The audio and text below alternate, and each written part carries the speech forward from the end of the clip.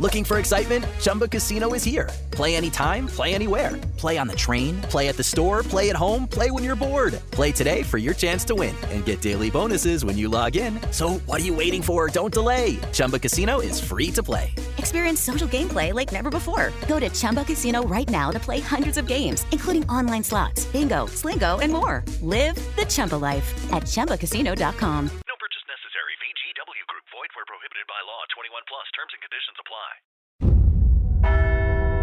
It is the world's most secretive election. When a pope dies, ancient traditions begin. A silver hammer, a destroyed ring, over 100 cardinals locked away from the world, choosing the next leader of 1 billion faithful. White smoke.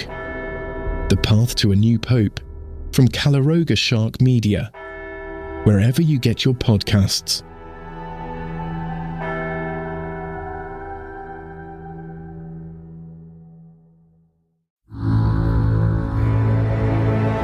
Calaroga Shark Media.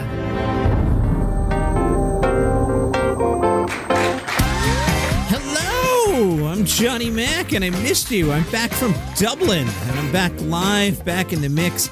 I had actually pre-taped today to give myself a break coming back off the trip, but I want to catch up with you guys. There's so much going on, and I miss you, and I do like doing the show. So today, I'll take a minute here and kind of catch up on stuff I missed during the week. I was keeping an eye on stuff, and I was like, oh, it was pretty busy. Tonight, Conan O'Brien receives the Mark Twain Prize for Comedy. I'll talk about that in a second. I have not yet seen Bert Kreischer's special. I did watch Bill Burr right before I hopped on the plane.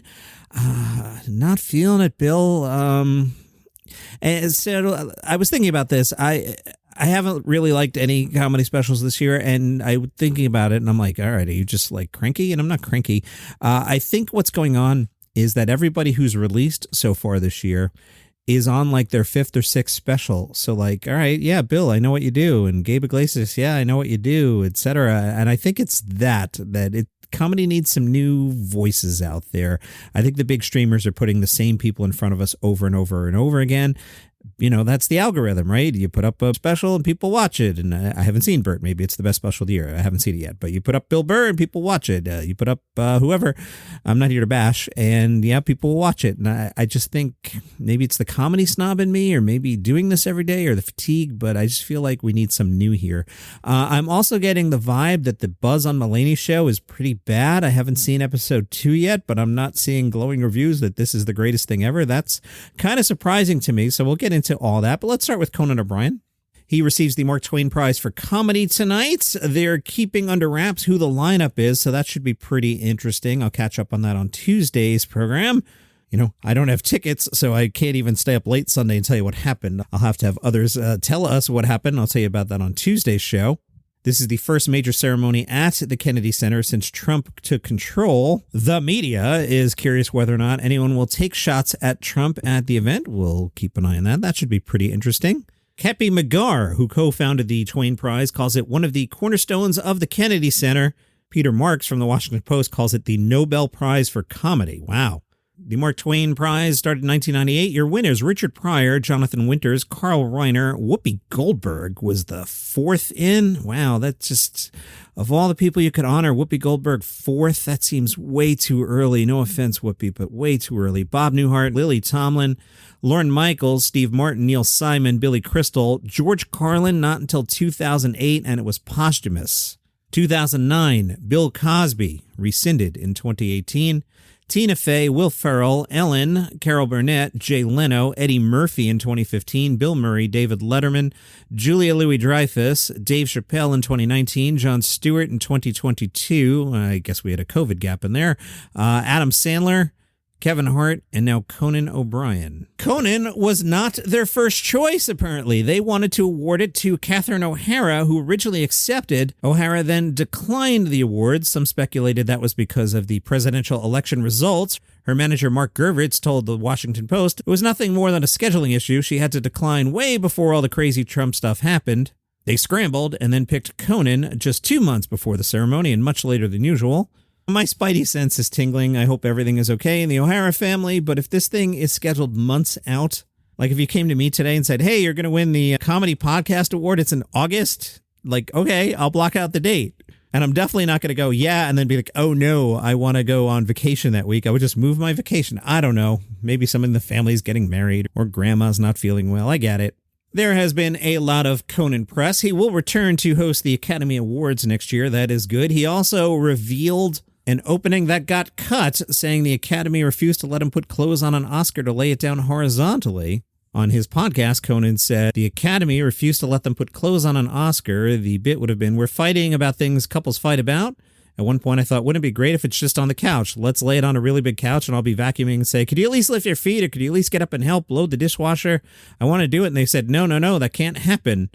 One of the people from the Academy came forward and said, Oscar can never be horizontal. And that blew my mind. Like, wow, this is like the thigh bone of St. Peter. This is a religious icon. Conan wanted to put an apron on the statue to depict it as a housewife serving Conan O'Brien some leftovers. The Academy said, no clothing on Oscar. Oscar is always naked. There was also a plan for an opening to the Oscars. The bit would have been, Conan's going to goof on all the movies. It starts with me and Wicked, and I'm all green, finishing Defying Gravity, or one of those songs, and I finish it, and then you cut to the next thing, which is Gladiator, clang, clang with swords, and you see that I'm a gladiator, but then you notice I'm still green, and then you go to Conclave, and you see people voting with their ballots, and one of the hands is still green. Conan said the whole thing was that the die wouldn't come off, and we had to shoot it in one day. Conan was also at South by Southwest, talking video games with Blizzard Entertainment. Conan was interested how entertainment companies now treat video games seriously. Conan said, what I found fascinating to me is that when I started in show business a long time ago, I was trying to get as many people as possible in a superficial way. Now it's about me trying to get to 50 million people, but people who are really paying attention to what I'm doing. It's less horizontal and vertical. Conan talked about visiting South Korea. They're screaming kids, and it was because we found out later on a lot of it was through the gaming videos. You think more than ever we need this connectivity. There's a way that people connect through video games. There's something that's special and unique. He added, I want to be in the next Diablo. I want to be a demon or necromancer. My wife, when we met, thought I was a necromancer. If I'm in Diablo, people get to decide if I live or die very quickly. The boss of Blizzard said, we'll get the writers on this. All right, Vulture had a big piece backstage with John Mulaney, and apparently Netflix agreed with me that the guest list for week 1 was a little light. Mulaney talked about the mix of weird guests and said, I can protect myself by acting like we just think it's weird, and that way you can't criticize it in the same way. Whether something's good or people like it is so ephemeral, they could possibly predict it with data that have more hits. I don't mean Netflix, I mean everybody. In the profile, we learned that Mulaney is contemplating a stage version of his 2019 Documentary Now episode original cast album Co-op. Can you hear the dog barking? I gotta keep recording today, dog. I got stuff to do. I just got back from Dublin. You should know that. Mulaney's going to tour again in August. He says he enjoys doing Everybody's Live, but we're not looking to stay on for 30 years. Mulaney starts talking to the writers in this profile and said, we just had the funniest call with Netflix. Apparently, when Netflix learned the premiere's guests would include Fred Armisen and Joan Baez, they were worried that the show hadn't booked talent that would make the premiere buzzy and exciting. Mulaney describes an unnamed executive saying, this is not the show we sold. It was great to see someone kind of apoplectic, like, oh, honey, do you know what you bought? And then they go, we don't even understand what this rundown means. I'm like, yeah, you think you'll feel better when I explain Telescope Murder? If I walk you through that it's a body double parody, will you feel better about the spend? Writer Langston Kerman asked what name would actually be big enough. Mulaney said, no one knows. He has a hard time imagining a potential viewer who has no interest in a Mulaney show, then changes their mind after they hear like someone's got Tom Hardy to be a guest. Why don't you book Taylor Swift and watch what happens? That's the thing about the show. It's not like, oh, this is awesome. It's great, but it's not good. The week 2 guests were Nick Kroll, Ben Stiller, and Quinta Brunson. Like I said, I haven't watched it yet. Splinter wrote a review saying they think the show is more of a nice to have than a gotta have for John Mulaney at this point in his career. They write, Mulaney has intentionally or not given us a bit of unique counter-programming and an indirect mind/heart/soul saver. They then discuss a famous political figure who takes up a lot of media attention, and then tag Mulaney might spare your sanity with 1 hour of meandering conversation about ghost helicopters and aquatic luxury living.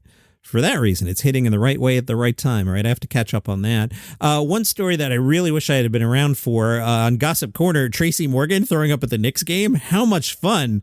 As we get back into live shows here, you know what I mean, here on Daily Comedy News, TMZ Sports has learned that Tracy Morgan is planning to go to another Knicks game as soon as he can.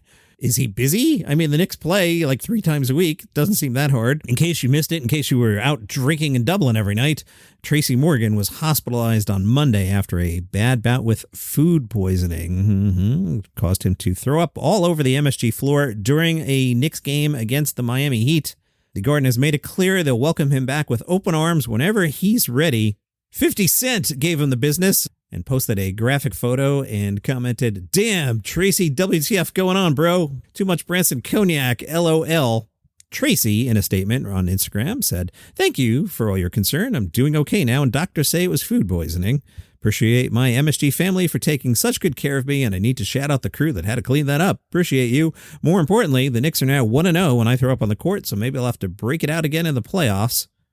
Knicks 116, Miami 95. Grab your phone. It's time for March college basketball. You know how that rolls. Yeah, I'm working from home. Yeah, I'm totally not watching the games. I'm totally working. Nothing beats March basketball. Bring the fun of a bracket to every game day by making entries on Underdog. Underdog is one of the leading sports apps, and you can play it now in your state. Do you want to win up to 1,000 times your money? You can with Underdog. Who do you go for? Do you like the favorites, or do you like riding, no pun, one of those underdogs? You know, a 16, that's always fun. And it's always fun to have some extra interest in a game. Pick a player and go higher or lower on one of their stats, including points, assists, rebounds, and more. Underdog has all your favorite leagues, teams, and stars to choose from. You can create entries with all basketball selections or mix and match across other sports. You can play with as little as $1, and if you get everything right, you can win up to 1,000 times your money. So turn $1 into $1,000 just with your hoops knowledge. You've heard me talk about this. I'm in the comfy chair. I've got my phone. I'll put on a game. I pick a player. I go higher or lower. I think for basketball, I'm kind of a lower guy. Download the Underdog app and sign up now using the promo code DCN to unlock a special offer of up to $1,000 in bonus credits when you make your first deposit. Join in on the fun when you sign up with promo code DCN. Claim your special offer today and get up to $1,000 in bonus credits instantly upon first deposit.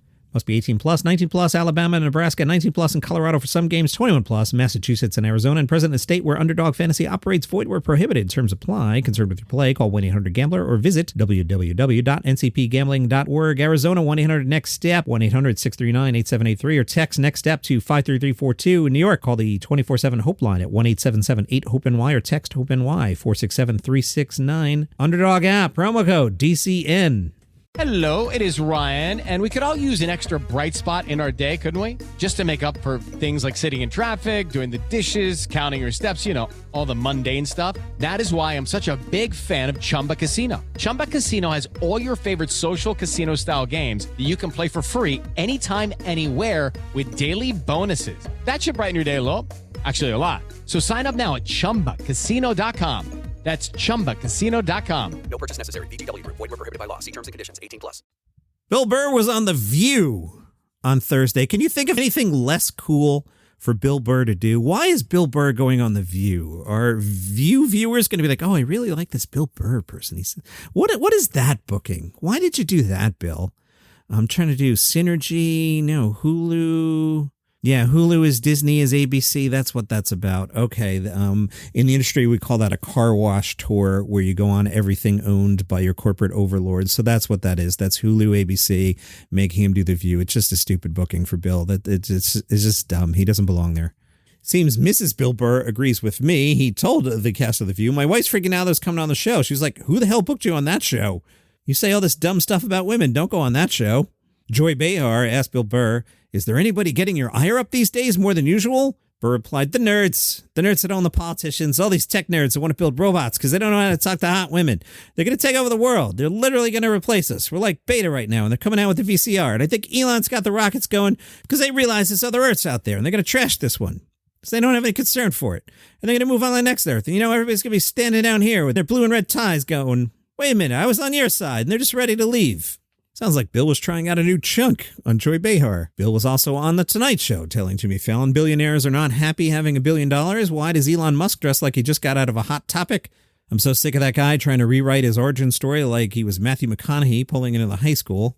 The LA Times profiled Bert Kreischer as part of the media campaign around a special. The Times said to Bert, "Congrats on looking more svelte these days." Bert said, "Sadly, I'm still morbidly to the obese. That's the craziest thing about the BMI scale. Have you looked at yourself on the BMI scale? My first time I ever did it was a long time ago on a podcast when Segura and I were fat shaming each other, and we were so morbidly obese. Even at my skinniest, I'm morbidly obese. I only work out so I can party. I look at the guys who party and don't work out, and that kind of bums me out. And I go, hey, man, I'm not allowed to do that. That's not the way it works.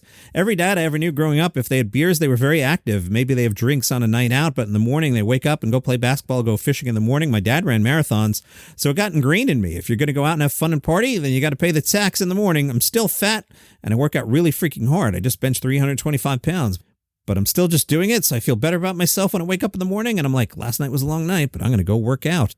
I got a canary in the mine, and that's my wife, Leanne. There have been times when she's been like, all right, let's pull it back. 2 years ago in July, she was like, I think we're going to pump the brakes on this one. And then I didn't drink for like 3 months, and I lost 55 pounds. But my wife's the same person who's like, if I'm not drinking, we're in Italy, she'll be like, have a glass of wine. Don't be a fool. We're only in Venice once. It's snowing. Let's have a drink. Have some champagne. My wife won't let me be a teetotaler and won't let me be an alcoholic. The LA Times was curious, does he run wife jokes past her before he does them on the stage? Bert says, no, I just write them. But you got to remember, I still do stand-up the way I did when I was a kid, where you just write stuff and say it. And if it didn't work with the audience, then you stop doing it. But if it works for the audience, you figure out the tax on your family and you'd be like, are you guys cool with this? But you got to find out if it works first. So I just tried them all, and then she came and saw it a few times.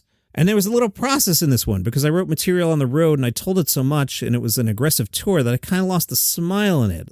So the material specifically, if you can't tell that I'm joking, if you think that I'm mean, or if I lose the little, in her words, rascal in it, then all of a sudden it's mean jokes about women. But if you know that I'm a loving husband who adores his wife, then it's okay. And my wife, my producer, and my director were all like, we just want to make sure we see the smile in it. That's really smart. So then I think we achieved it in the special. My wife edited it. She edits all my specials top to bottom. I'm going to be honest with you. I look at like the first 5 minutes. Then if I like the first 5 minutes, I watch the whole special. But the first 5 minutes is what I'm really specific about. Streaming is like grabbing their attention right away and saying, don't leave, don't go anywhere. I know you have a million options. A lot more to that. That's in the LA Times. Let me back up. The Mulaney thing is in Vulture.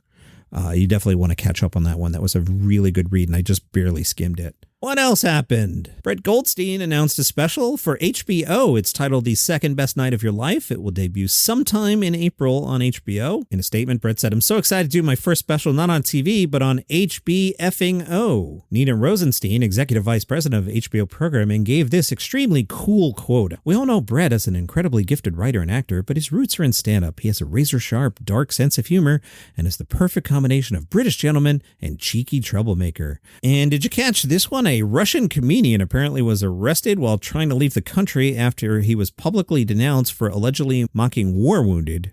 Sergei Zaitsev leads a public movement called Call of the People, said comedian Artemy Astanin made jokes mocking an invalid, especially our soldier who lost his legs in the special military operation that crosses all boundaries of morality and ethics. Ostatin, in an online interview, apparently denied the accusations and said there was not a word in the joke about the Ukraine war. On Tuesday, investigators said in a statement that he had been arrested on suspicion of inciting hatred and debasing human dignity, an offense that carries a jail term of up to 6 years. And that is your comedy news for today. Good to connect with you all again. I have no travel whatsoever planned, so shouldn't have any pre-tapes for a little bit anyway. Later this week, my voice is too upbeat here. You can tell I'm a little frazzled. I just got home from Dublin and flew and jumped in and did a podcast. Next weekend is the 20th anniversary of the passing of Mitch Hedberg. So I'm working on 2 special episodes for next weekend, but the rest of the week should be normal, and I've got plenty for Monday, and then Tuesday we'll talk about the Conan thing. So I'm going to stop babbling, and I'll see you tomorrow.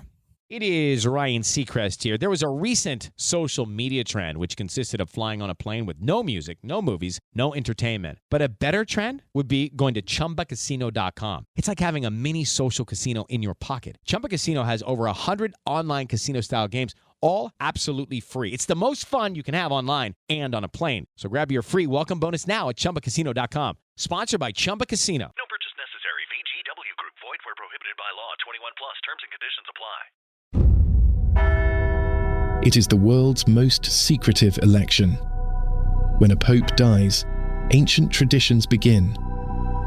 A silver hammer, a destroyed ring, over 100 cardinals locked away from the world, choosing the next leader of 1 billion faithful. White Smoke. The Path to a New Pope, from Calaroga Shark Media, wherever you get your podcasts.